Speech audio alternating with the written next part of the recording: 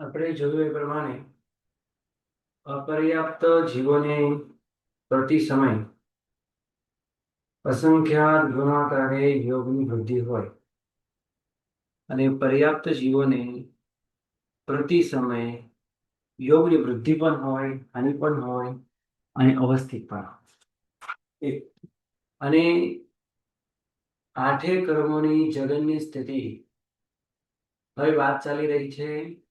નવી વાત શરૂ થઈ ગઈ છે કે જે પણ સ્થિતિ આપણને બંધાય, જગન્ય સ્થિતિ હોય, જગન્ય ને પ્લસ એક સમય હોય, તો દરેક સમયની એક એક સ્થિતિ સ્થાન હોય, તો એક એક સ્થિતિ સ્થાનમાં અસંખ્ય લોકાકાશ પ્રદેશ પ્રમાણ શું હોય? અધ્યવસાય હોય.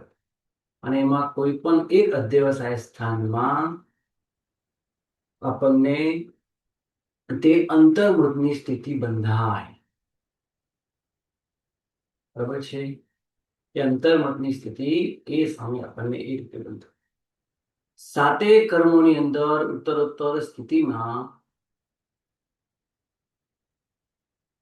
વિશેષાધિક અધ્યવસાય કરવાના. એટલે કે અંતર્મુખની સ્થિતિમાં જ્ઞાનાવર્ગની અંતર્મુખની સ્થિતિ છે એ પણ અસંખ્ય લોકાકાશ પ્રદેશમાં અધ્યવસાય સ્થાનોથી બંધાતી હોય છે.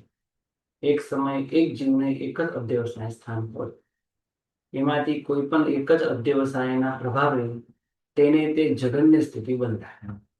જગન્ય અંતર્મુખની સ્થિતિ બંધાય, માનીને ચાલીએ. પછી અંતર્મુખને એક સમયની સ્થિતિ જે છે એ અસંખ્ય લોકાકાશ પ્રદેશ પ્રમાણથી થોડીક જ વધારે હોય, એને આપણે વિશેષાધિક, ડબલ ના હોય, ડબલ કરતા ઓછી જ હોય, એને આપણે વિશેષાધિક કહીએ.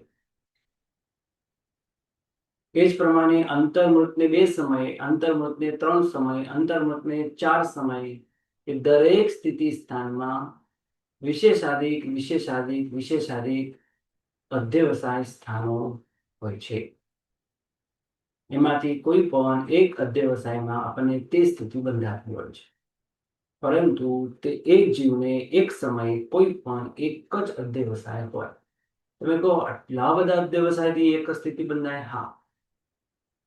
કોકને દિશા અલગ હોય, કોકને નિમિત્ત અલગ હોય, કોકને સમય અલગ હોય, દરેકની તે સમયે પરિસ્થિતિ અલગ અલગ હોય, કસાયની પણ તીવ્રતા અને મંદતા હોય, ભાવની પણ તીવ્રતા અને મંદતા હોય. એટલે આવા અસંખ્ય લોકાગ્રસ્ત પ્રદેશ પ્રમાણ અધ્યવસાયથી આપણને સ્થિતિ બંધાતી રહે છે. હવે પોઈન્ટ નંબર 41, પ્રકૃતિઓનો અબંધકાળ. પ્રકૃતિઓનો અબંધકાળ. બંધકાળ કેટલો હોય? એક જ સ્થિતિ બંધાય તો કેટલા સમયો સુધી બંધાય? એની પર વાત ચર્ચા આગળ કરશે. તો સૌથી પહેલા આપણે એક વિષય લઈએ, અબંધકાળની વાત કરી લઈએ. 1 થી લઈને 7 કર્મ. નરક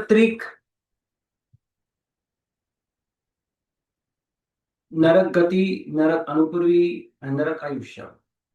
ત્રિયંશ ત્રિક એટલે ગતિ, અનુપૂર્વી, આયુષ્ય. એક ઉદ્યોતના કર્મ. આ 7 પ્રકૃતિ જે છે એ 163 સાગરોપમ પ્લસ 4 પલ્યપમ પ્લસ મનુષ્ય વચ્ચેના મનુષ્યના ભવો, આટલા સમય સુધી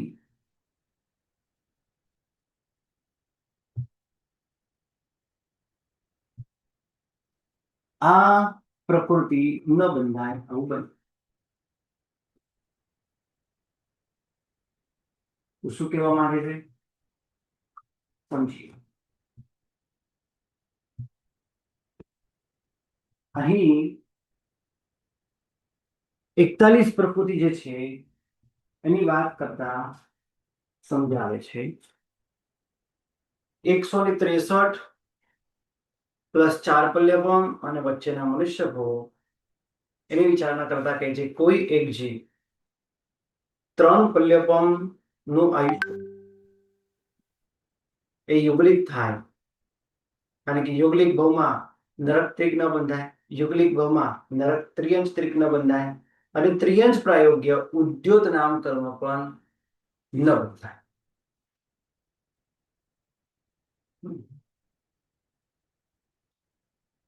તો કોઈ જીવ ત્રણ પલ્યવમના આયુષ્ય વાળો યુગલિક બને અને એ પછી સાત પ્રકૃતિઓ ઉપરની જે હમણાં કહી તે નરક પ્રાયોગ્ય ત્રિયંશ પ્રાયોગ્ય છે, તેથી યુગલિક મરીને તો ત્યાં જાય નહીં, એટલે આટલો સમય સુધી એને આ પ્રકૃતિ ન બદલાય, ત્રણ પલ્યપમ સુધી ન બદલાય. ત્યાં છેલ્લા અંતર્મૃતમાં સમ્યક્તો પામી પલ્યપમ આયુષ્ય વાળો દેવમાં ઉત્પન્ન થાય. અને ત્યાં સમ્યક્તોના કારણે આ પ્રકૃતિ ન બંધાય, ત્યાં એટલે દેવગતિમાં. ત્યાંથી સમ્યક્તોથી પડ્યા વિના મનુષ્યમાં આવે. હવે સમ્યક્તોથી હજી પણ નથી પડ્યો, અને ત્યાં દીક્ષા પાડી નવમા ગ્રહવેગમાં 31 સાગરોપમ વાળો દેવ થાય. ત્યાં અંતર્મુહૂર્ત બાદ મિથ્યાત્વ પામે, કારણ કે ગ્રહવેગમાં મિથ્યાત્વ પણ હોઈ શકે. તો 31 સાગરોપમનું આયુષ્ય ત્યાં છે. ત્યાં અંતર્મુહૂર્ત બાદ મિથ્યાત્વ પામી જાય તો ત્યાં ભવને લીધે જ આ પ્રકૃતિ ન માને. ત્રિયંશ ગતિ, ત્રિયંશ અનુપૂર્વી ગતિ, નરક ત્રિક, ઉદ્યોત, આ બધી પ્રકૃતિઓ ન માનતી. ત્યાં છેલ્લા અંતર્મુહૂર્તમાં સમ્યક્તો પામી તેની સાથે મનુષ્યમાં આવે. ત્યાં દીક્ષા પાડી વિજય આદિ વિમાનમાં 2 વાર જઈ 66 સાગરોપમ પૂર્ણ કરે. પછી ફરીથી મનુષ્યમાં આવે, અંતર્મુહૂર્ત સુધી ત્રીજું ગુંઠાણું અનુભવે, કારણ કે સમ્યક્તોનું વધુ કાળ એટલો જ છે. એટલે મનુષ્યમાં અંતર્મુહૂર્ત સુધી ત્રીજું ગુંઠાણું પામે. પછી તરત જ ત્રીજી વાર અચ્યુત દેવલોકમાં જઈ, એટલે ત્રીજી વાર ને 3 વાર અચ્યુત દેવલોકમાં જઈ 66 સાગરોપમ પૂર્ણ કરે. તો ત્યાં સુધી આ ઉપરની પ્રકૃતિ ન બાંધે.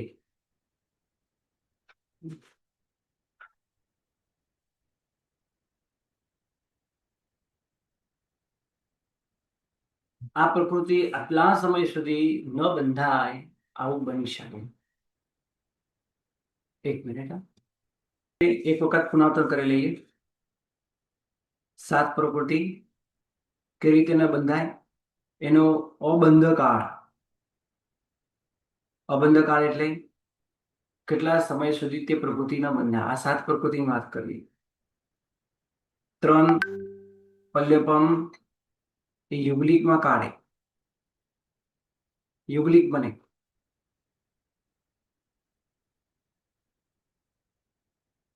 અંતર્મુહૂર્તમાં છેલ્લા અંતર્મુહૂર્તના સમ્યક્તો પામી પલ્યપમનો આયુષ્ય વાળો દેવ બને.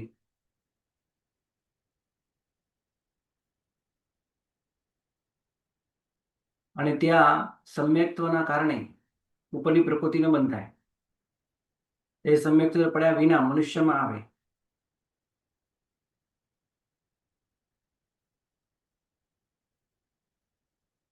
ત્યાંથી સમ્યક્તો પડ્યા વિના મનુષ્યમાં આવે, ત્યાં દીક્ષા પાડી 9મા ગ્રહવેગમાં દેવ બને. ત્યાં આયુષ્ય કેટલું છે? 31 સાગરોપમ.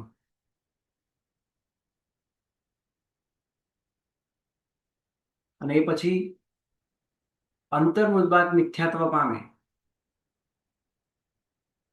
હવે તમે એમ કહો કે અહીંયા મિથ્યાત્વ કેમ એને પમાડી દીધું, આપણે એની વાત આગળ કરીએ. આપણે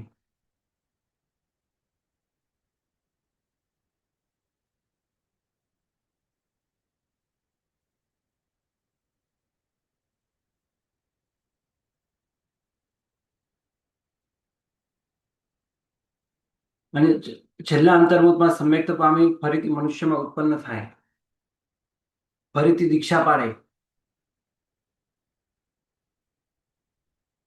અને વિજય વગેરે દેવોમાં 2 વાર જઈને આવે.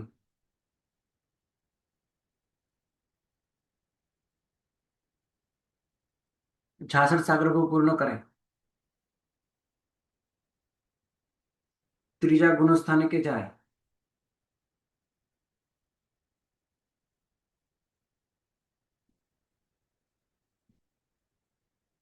અને 3 વાર 12મા દેવલોકમાં જઈને આવે.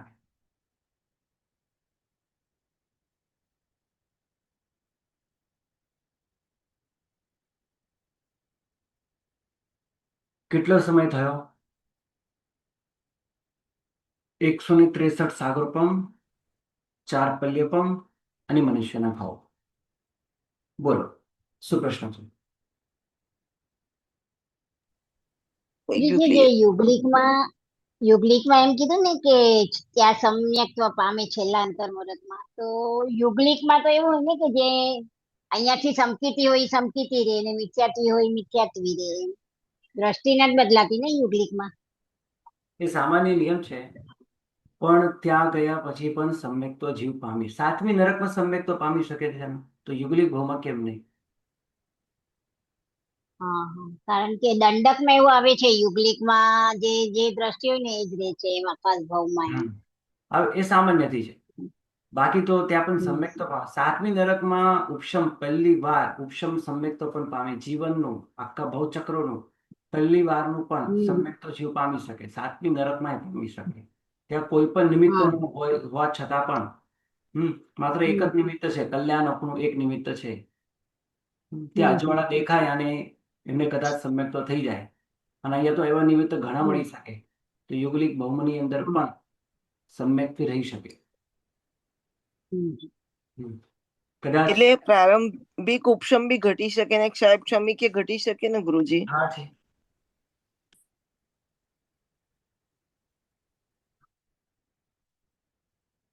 આપણે હવે અહીંયા વચ્ચે વચ્ચે એમ કહ્યું, આ 3 પલ્યકો મારે યુગલિક કર્યા, પછી છેલ્લા અંતર્મુખ સમ્યક્ત્વ પામી પલ્યપમના આયુષ્યવાળો દેવ બન્યો. હવે તો જો 3 પલ્યપમ માળો છે, તો એ વધુમાં વધુ 1, 2 અને 3 પલ્યપમ માળો પણ દેવ થઈ શકે, પણ આપણે અહીંયા એક જ પલ્યપમ વાળા આયુષ્ય લીધો. હા, એક જ પલ્યપમ વાળા આયુષ્ય વાળો અહીંયા આપણે ભાવ લીધો, દેવ ભાવમાં. છેલ્લા અંતર્મુખ સમ્યક્ત્વ પામી પલ્યપમના આયુષ્યવાળો દેવમાં ઉત્પન્ન થાય. કેમ લીધો? કારણ આગળ કહું. ત્યાં સમ્યક્ત્વના કારણે પ્રકૃતિ ન બંધાય, સમ્યક્ત્વ પ્રભાવે ન બંધાય.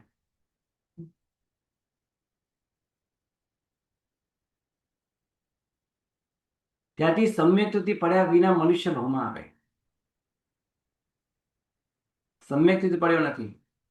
9 ગ્રહવેગમાં 31 સાગરપમનું આયુષ્ય પૂર્ણ કર્યું, ત્યાં અંતર્મુખ મિથ્યાત્વ પામે. હવે મિથ્યાત્વ એટલા માટે પમાડ્યો આપણે અહીંયા, કારણ પછીથી એને 66 સાગરોપમ પૂર્ણ કરવાના છે, અને લગાતાર 66 સાગરોપમ, પછી વચ્ચે ત્રીજું ગુણસ્થાનક અને બીજા 66 સાગરોપમ, આ રીતે 2 જ વાર થાય,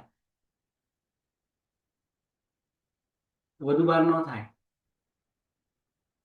તો 132 સાગરોપમ તો આના જ થઈ ગયા, અને 31 સાગરોપમનો એક ભાવ કર્યો,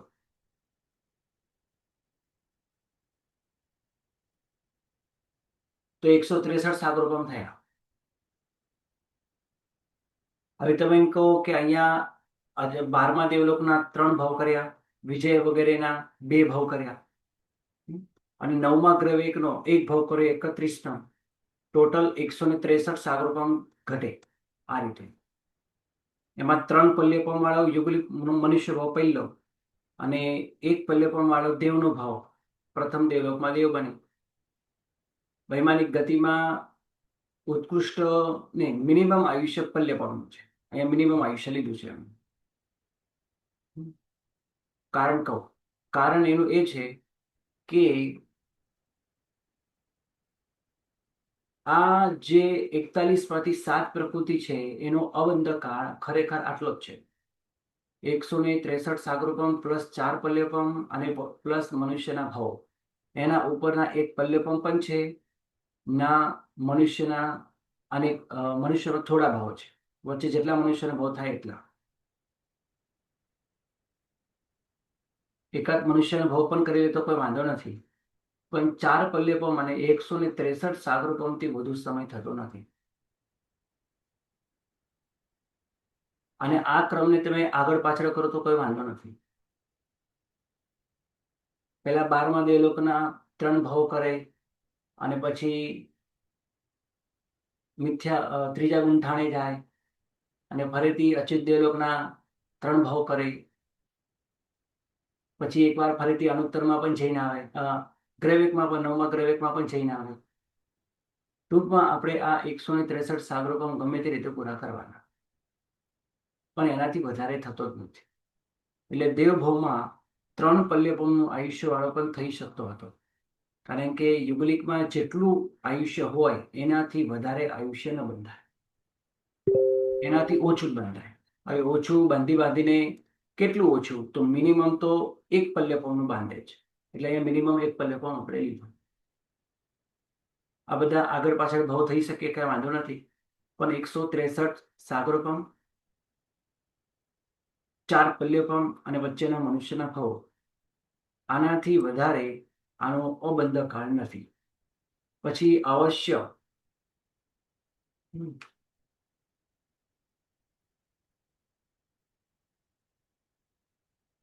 આ 7માંથી કોઈના કોઈ પ્રકૃતિ બંધાય છે. અને 9મા ગ્રેવેકમાં એમને કહ્યું કે ત્યાં જઈને મિથ્યાત્વ પણ પામે. મિથ્યાત્વ કેમ પમાડ્યું? કારણ કે પછીથી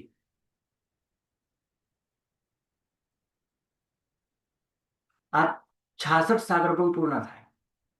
જો હવે 9મા ગ્રેવેકમાં ભાવ પૂર્ણ કરી લે, 9 ગ્રેવેક, અહીંયા 9મા ગ્રેવેકમાં 31 સાગરોપમ આયુષ્ય પૂર્ણ કરી લે, અને પછી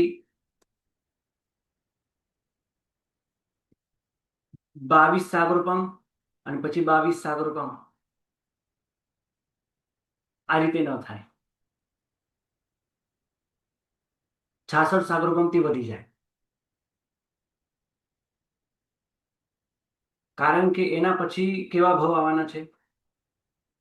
આ ટોટલ કરીએ તો 75 થઈ જાય. 66 સાગરોપમથી કાળ વધી જાય, એટલે કાં તો આને પહેલા લેવાનું, કાં તો પછી આને પહેલા લેવાનું. આ બંને વચ્ચે તમે આને લેવાનું, કોઈ પણ રીતે કરી શકો. પણ 31 માંથી એટલા માટે, એટલે 31ના ભાવની અંદર એને આપણે એકવાર મિથ્યાત્વી પ્રમાણે લીધો. પણ મિથ્યાત્વી હોવા છતાં પણ એને ત્રિયંશ પ્રાયોગિક પ્રકૃતિનો બંધ ન થાય, કારણ કે ગ્રેવેકમાં તથા સ્વભાવે જ ત્રિયંશ પ્રાયોગિક બંધ થતો નથી, મનુષ્ય પ્રાયોગિક બંધ થાય.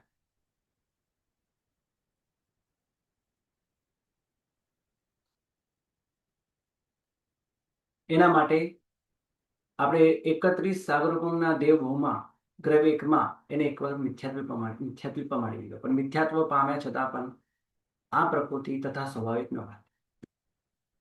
અને મનુષ્યમાં જ્યારે જ્યારે આવે ત્યારે સમ્યક્તોને ટકી રાખે. મનુષ્ય ભાવની અંદર સમ્યક્તથી ગમે નહીં. કેમ? કારણ કે પહેલા ગુણસ્થાને કે આવતાની સાથે પહેલા ગુણસ્થાને કે નરક પ્રાયોગિક કે ત્રિયંશ પ્રાયોગિક પ્રકૃતિ બંધ થવાનો સંભવ છે. એટલે મનુષ્ય ભાવમાં સમ્યક્તિ પડતો નથી. અને 31મા ભાવમાં, એટલે 31 સાગરોપમના ગ્રેવેકના ભાવની અંદર એક વખત એને મિથ્યાત્વ પ્રમાણી દેવાનું, તો એના પછીના 22 સાગરોપમના 2 ભાવ થઈ શકે.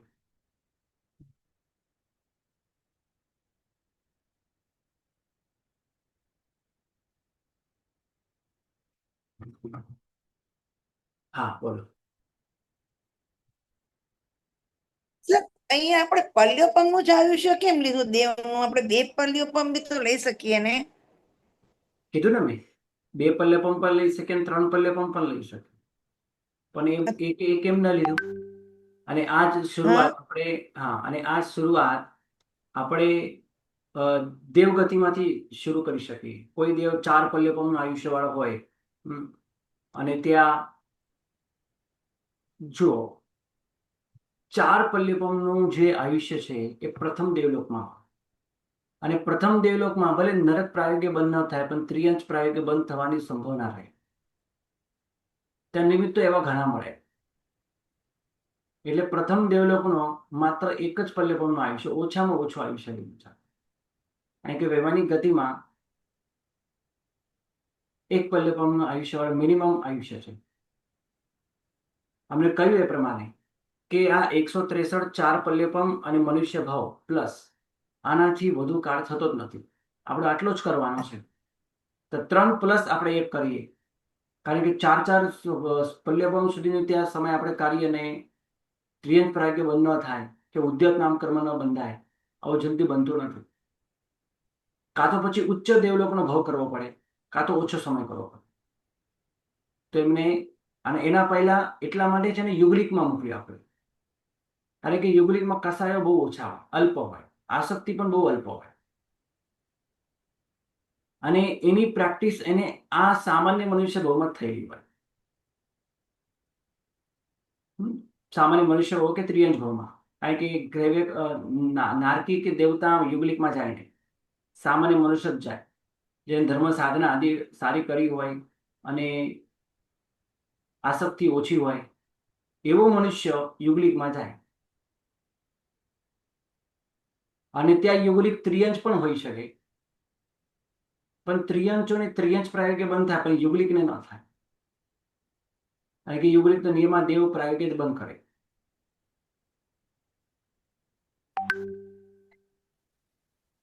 અને આપણે અહીંયા કહ્યું કે ત્યાં સમ્યક્તોને પામી પલ્યપમના આયુવાળા દેવમાં ઉત્પન્ન થાય. અમને એ પણ કહ્યું કે સમ્યક ત્યાં કેમ સમ્યક્તો પમાડી દીધું એને? આમે એ દેવલોકમાં જ જવાનું છે.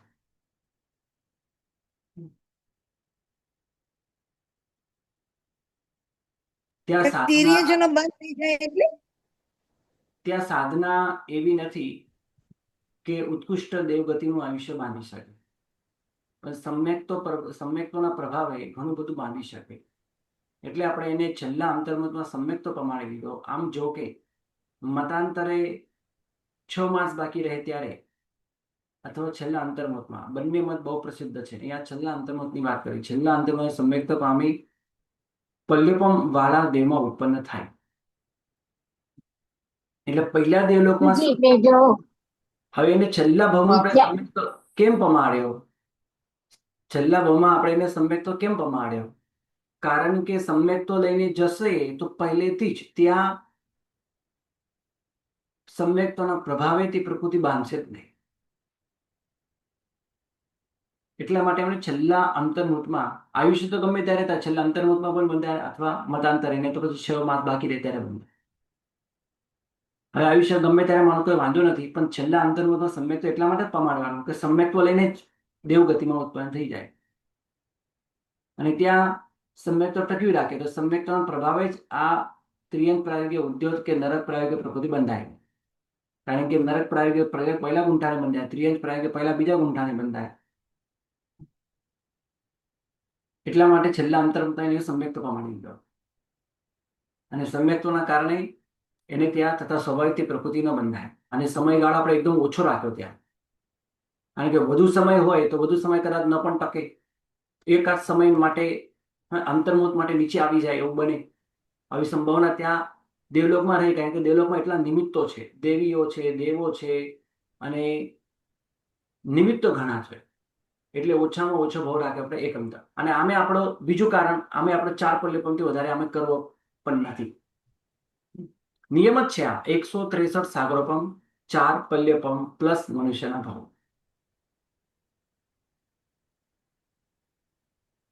સર આ અંતર્મુહૂર્તમાં છેલ્લા અંતર્મુહૂર્તમાં ન સમિત્વ પામીને પેલા પામી જાય તો કઈ ફેર પડે? કોઈ ફેર ના પડે. પણ નિયમા છેલ્લા અંતર્મુહૂર્તમાં તો પમાડી જ દેવાનું. કેમ? કારણ કે જેમ સમ્યક તો લઈને જાય તો વધુ સારું. સમ્યક તો લઈને જાય તો ત્યાં જઈને તથા સ્વાભાવિક અને પહેલેથી જ ત્રિયંશ પ્રાયોગ્ય બંધ ન કરે. કારણ કે દેવતાઓને એવી પ્રકારની આસક્તિ હોય પૃથ્વીકાયમાં કે પાણીમાં, વાવડી વગેરેમાં કે ત્યાંના રત્નોમાં, જત જલમ તત્વ વનમ, જ્યાં જળ છે ત્યાં વન પણ બતાવ્યું છે, એટલે વનસ્પતિ કાયને પણ હિંસા વગેરે થવાની સંભાવના ત્યાં રહે, આસક્તિ ત્યાં રહે. તો માટે આ પ્રમાણે એને ત્યાં પહેલા દેવલોકમાં સંભવ રહે કે ત્રિયંજ પ્રાગે પ્રકૃતિ બંધ કરે, પણ ત્યાં સમ્યક્તનો પ્રભાવ ન કરે. એટલે ભલે એના પહેલા પામે તો કઈ વાંધો નથી, અને ટકી રહે સમ્યક્ત તો કોઈ વાંધો નથી, પણ અંતે તો અંતર્મુખમાં તો છેલ્લા એ પામી જ જાય, એને પમાડવો જ પડે. તો જ પછી એ પહેલા બહુમાં પહેલા દેવલોકમાં પહેલેથી જ એ ત્રિયંજ પ્રાગે વગેરે પ્રકૃતિ બંધ ન કરે. એટલે કે સમ્યક્તથી પડ્યા વિના મનુષ્ય ભાવમાં પણ આવે, મનુષ્ય સમ્યક્ત લઈને જ આવે, અને મનુષ્ય ભાવની અંદર પણ સંભાવના રહે. અને ત્યાં જો ત્યાં પણ એટલે મનુષ્ય ભાવમાં કહ્યું એ પ્રમાણે મનુષ્ય ભાવના તો સમ્યક્ત ટકી જ રાખવાનું. ત્યાં જો ત્યાં ઉત્પન્ન થયા પછી દીક્ષા પણ લીધી, નીચે બિલકુલ ના પડ્યો. 9મા ગ્રહમાં 31 સાગરપણનો દેવ થયો. હવે ત્યાં વાંધો નહીં, હવે તમે એને પમાડો 2 વાર, કારણ કે એના પછી 2 વાર એને 2 ભવ કરવાના છે. વિજય હતી અનુત્તર વિમાનના કે પછી અચ્યુત દેવલોકના, માટે એક વખત વચ્ચે મિથ્યાત્વ પમાડી દેવાના. ગુરુજી પૂછું? હા જી. પ્રણામ ગુરુજી. આપણે અહીંયા પહેલો ભાવ જે મનુષ્યનો લીધો એમાં તિર્યંશનો લઈએ તો શું બાધા આવે? યુગલિક તિર્યંશ લઈએ હા, યુગલિક તો ત્રિયંશમાં કોઈ વાંધો નથી, કારણ કે યુગલિક ત્રિયંશને પણ નિયમમાં દેવગતિ પ્રાયોગિક પ્રકૃતિ બંધાય. હા, તો એમાં બી આવી રીતે ઘટી શકે ને? અહીંયા મનુષ્ય કીધું છે ને એટલે કોઈ જીવ 3 પલ્લે પણ વાળો એવું લખ્યું, કોઈ જીવ, મનુષ્ય ક્યાં કીધું? મનુષ્ય નહીં. ઓકે ઓકે, એટલે મનુષ્ય તિર્યંશ 2 લઈ શકાય. હા, કારણ કે 3 પલ્લે પણ વાળા ક્યાં હોય? દેવકુળ ઉત્તર યુગ કુળમાં, ક્ષેત્રમાં બરાબર. દેવકુળ કુળમાં હોય ત્યાં હોય. અને ગુરુજી આપે કહ્યું કે આ નીચેના દેવો હોય એ નરક પ્રાયોગ્ય બંધ કરે? દેવતાઓ તો કોઈ નહીં ના કરે, ન કરે ને? ના કરે, પણ ત્રિયંશ પ્રાયોગિક બંધ થઈ શકે. હા, તિર્યંશ પ્રાયોગ્ય થઈ શકે. હમ. અને ગુરુજી આગળ બુકમાં એક એવું આઠમા દેવલોક સુધી તો ગતિ આગતિ પણ છે દેવ હા ત્રિયંશોની અને તિર્યંશમાં. દેવોની. જી જી જી જી. અને ગુરુજી બુકમાં આગળ એવું લખ્યું છે ને કે મિથ્યાત્વથી સમ્યક્તમાં અને મિશ્રમાં એમ બંનેમાં ગમન અવિરુદ્ધ છે. એટલે એનો ગમન અવિરુદ્ધ છે એનો અર્થ શું ઘટે? મિથ્યાત્વમાં અને મિથ્યાત્વથી સમ્યક્ત્વમાં અને મિશ્રમાં બરાબર, એમ બંનેમાં ગમન અવિરુદ્ધ છે. અને પછી આગળ બી લખ્યું છે મિશ્રથી પણ. હા, ગમન અવિરુદ્ધ છે એટલે ત્યાં ગમન થતું નથી, કહેવાનો ભાવાર્થ એમનો એમ છે. હા, કારણ કે જુઓ, વિજય વગર વિમાનમાં જાય તો ત્યાં સમ્યક્તથી ના પડે, ત્યાં સમ્યક્ત તો ટકી રહે, વિયમાં સમ્યક્તિ ત્યાં જાય તો જ આ શક્ય છે, તો જ આ જાતક સાગર પણ શક્ય છે, નહીં તો શક્ય નથી. કારણ કે ત્યાં દીક્ષાવાળા જ જવાના. અને જો તમે આ રીતે પહેલા ગુણસ્થાનકથી ચોથા ગુણસ્થાનક, ચોથા ગુણસ્થાનકથી પહેલા ગુણસ્થાનકમાં આવી રીતે ગમન કરાવો તો જે પહેલા ગુણસ્થાનકે નરક પ્રાયોગિક ત્રિયંશ પ્રાયોગિક પ્રકૃતિ બાંધવાનો સંભવ રહે મનુષ્ય ગતિમાં પણ. એટલે મનુષ્ય ગતિમાં તો સમ્યક્ત નિયમ ટકાવી રાખે. તો પછી આપણે યુગલિકમાં પણ કાયમ રાખવો તો કોઈ વાંધો નથી, અને પહેલા દેવલોકમાં પણ કાયમ જ રાખવાનું, કારણ કે ત્યાં તો ત્રિયંશ પ્રાયોગિક પ્રકૃતિ બંધ થવાની પૂરી સંભાવના છે, એવા નિમિત્ત પણ છે, એટલે ત્યાં પણ સમ્યક્ત ટકાવી રાખવાનું. માત્ર ગ્રેવેકમાં ગયા પછી નહીં કરવાનું, કારણ કે ગ્રેવેકમાં મિથ્યાત્વ જાય તો એના પછીના 22 સાગરપુરના 2 ભવ કરી શકે, અનુત્તરના અને અચ્યુત દેવલોકના 3 ભવ 22 ના 3 કરી શકે, અને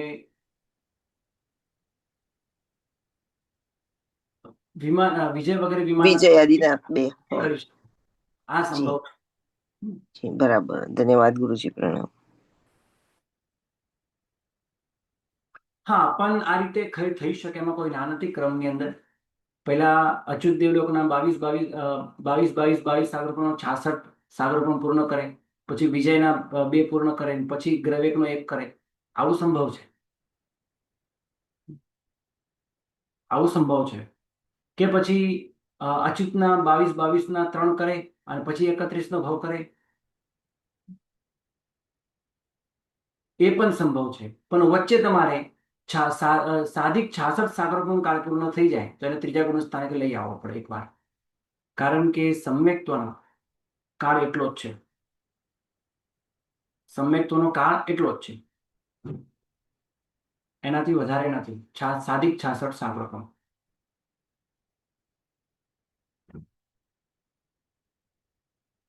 અને આનંદ વિશે આપણે વિચારવાનું છે, કારણ કે ઉપશમ સમ્યક્ત્વનો કાળ અંતર્મુખનો છે અને ક્ષાયિક સમ્યક્ત્વનો કાળ તો સાદી અનંત છે, આવ્યા પછી તે ક્યારે જતું જ નથી. તો આ 7 પ્રકૃતિનો અબંધ કાળ, આટલા કાળ સુધી એ બિલકુલ નહીં બંધાય. આવું બની શકે 163 સાગરોપમ પ્લસ 4 પલ્યોપમ વચ્ચેના મનુષ્યના ભાવો. એનાથી વધારે સમય તમારે 185 સાગરોપમ અને એનાથી વધારે બિલકુલ ક્યાંય નથી. સૌથી વધારે આ જ છે, 185 સાગરોપમ, 4 પલ્યોપમ અને મનુષ્યના ભાવ. ભાવ ચતુષ્ક, જાતિ ચતુષ્ક અને આતપના કર્મ. આ 11 પ્રકૃતિ, 9 પ્રકૃતિ, 11 અને 9 પ્રકૃતિ. કોઈ જીવ છઠ્ઠી નરકમાં ભવને લીધે જ 9 પ્રકૃતિ ન બાંધે, કારણ કે નારકી એકેન્દ્રિયમાં જાય નહીં, વિકલેન્દ્રિયમાં જાય નહીં, નિયમા સંઘની પંચેન્દ્રિય પર્યાપ્તા જ બને, અપર્યાપ્તા પણ થાય નહીં, સૂક્ષ્મ માદર થાય નહીં. છેલ્લા અંતર્મુખના સમ્યક્ત પામી મનુષ્યમાં આવી, હવે એ મનુષ્યમાં આવી શકે અને વધુમાં વધુ દેશવૃત્તિ પામી શકે. એટલે દેશવૃત્તિ પામી 4 પલ્યોપમ વાળો દેવ થયો. ત્યાંથી સમ્યક્ત્વથી પડ્યા વિના મનુષ્યમાં આવી દીક્ષા પાડી 9મા ગ્રહમાં 31 સાગરોપમ વાળો દેવ થયો. અંતર્મુખ મિથ્યાત્વ પામ્યો. ત્યાં ભવને લીધે જ આ પ્રકૃતિ ન બાંધી. છેલ્લા અંતર્મુખમાં સમ્યક્ત્વ પામી મનુષ્યમાં આવી દીક્ષા પાડી. હવે છેલ્લા અંતર્મુખમાં એટલે પમાડે છે, કારણ કે મનુષ્ય ભાવમાં સમ્યક્ત્વ ટક્યું રહે, અને જેટલું ટકી રહ્યું એટલે વધારે સારું, કારણ કે આગળ દીક્ષા લઈશું. એટલે દેવલોકમાં અંતિમ સમય, અંતિમ છેલ્લા અંતર્મુખમાં સમ્યક્ત પામી મનુષ્યમાં ઉત્પન્ન થાય, દીક્ષા પાડે, 2 વાર વિજય વગેરેમાં લઈ જાય 66 સાગરોપમ પૂર્ણ કરે અને મનુષ્યમાં આવી અંતર્મુખ ત્રીજા ગુણ સ્થાનકે જઈ આવી, અનુભવી 3 વાર અચ્યુતમાં જઈ આવે તો 66 સાગરોપમ બીજા. ત્યાં સુધી ન બાંધે અને પછી તો નિયમમાં બાંધે, એટલે 185 સાગરોપમ સુધી આ રીતે બની શકે કે એ એકેન્દ્રિયમાં જાય જ નહીં.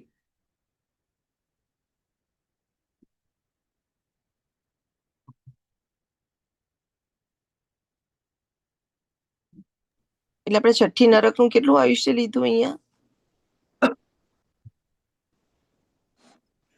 22 સાગરોપમ. બરાબર. શરૂઆતનો જીવ તો છઠ્ઠી નરક નો જ લેવો પડે ને? હા. એટલે માનો ને. હમ અને સર ઉપરમાં બી પહેલો ભાવ તો યુગલિક નો જ લેવાનો ને? હા, અચ્છા, કારણ કે વચ્ચે તો લો તો જ આ ઘટે, કહેવાનો ભાવાર્થ એવો છે. અને બંનેમાં ગુરુજી મતાંતરે આપણે 6 મહિના પહેલા સાંભળો, વચ્ચે કદાચ એકાદ યુગલિકનો ભાવ પણ આ રીતે કરે, કોઈ વાંધો નથી, પણ તમારે સમયનો જે મીટર છે ને એ તમારે યાદ રાખવું પડે. એ સાધિક 66 સાગરોપમ વચ્ચે પછી એને શું કરવાનું, એને મિથ્યાત્વી ત્રીજા ગુણ સ્થાન લાવી ફરીથી સમ્યક્ત્વ ઉપર ચડાવવું પડે, ચોથા ગુણ સ્થાને ચડાવવું પડે. જી બરાબર છે. અને ગુરુજી મતાંતરે તો 6 મહિના પહેલા સમ્યક્ત પમાડવું પડે ને, એટલે આજ તો આયુષ્ય બાંધવાની વાત છે, એટલે બંનેમાં એવું કરવું પડે ને. છેલ્લું અંતર્મુહૂર્ત કયું છે ત્યાં?